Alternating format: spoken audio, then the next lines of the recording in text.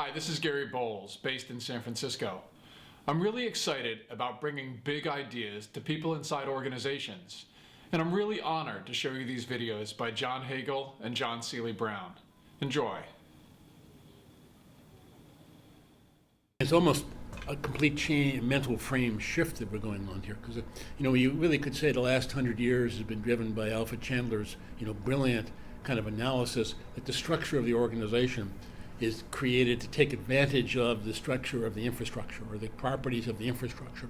So the last 100 years we had fantastic transportational infrastructures that enabled us to build organizational architectures that tried to get their competitive edge by scale. Yes. And so you looked at for efficiency through scale, or what we might call scalable efficiency. Almost everything learned in business schools, in one way or another, turns on scalable efficiencies. And I think your old place, or your friends of yours from Boston Consulting Group, really beautifully captured that in the learning curve notion. Yes. And as you were fond of pointing out to all of us, that curve is a curve of diminishing returns. So of course you're going to have to work harder and harder and harder and harder to get the next increment of change. What would happen if in fact this new infrastructure actually says scalable efficiency is not the game?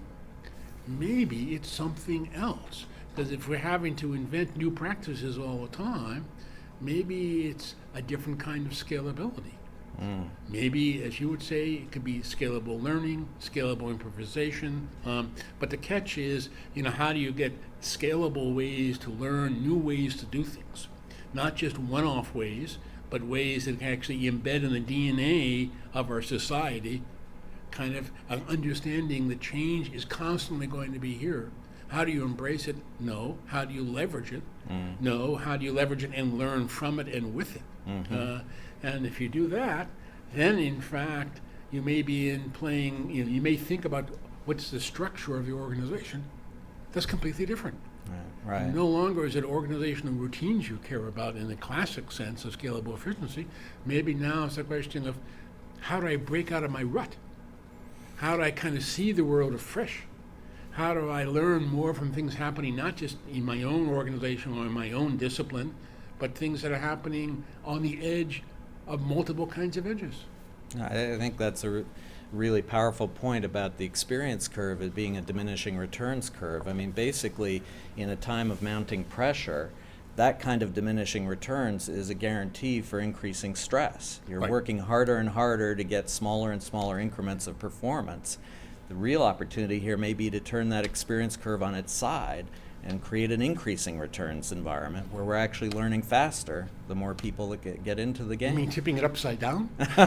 In fact, it's interesting because, as you go down the classical experience curve, what do you technically do? You're digging yourself deeper and deeper into a rut. Right. Okay? And so path dependencies just become deeper. Yes. Where if you turn this thing, as you said, on this edge, on this head, then what really matters is how you're getting new ideas and how you're actionalizing kind of new points of view as fast as you can. Now I'm struck that when I go into boardrooms and talk to them about the mounting pressure, the image that keeps coming up in these discussions is the Red Queen, where she's running faster and faster just to stay in the same place. But yet we looked at, in our Shift Index, key performance metrics, particularly for the firm. If you look at return on assets for all public companies in the US since 1965, it's actually diminished by 75% over these periods of decades. So we're not running faster and faster to stay in the same place. We're running faster and faster and falling farther and farther behind. No wonder we're all stressed. I think that's an understatement. And if you then say, well, break out of that rut and look at the world differently, we have not developed any routines or any heuristics even to be able to say, well, maybe we should play a different kind of a game. Where do we get ideas about how to play the game differently?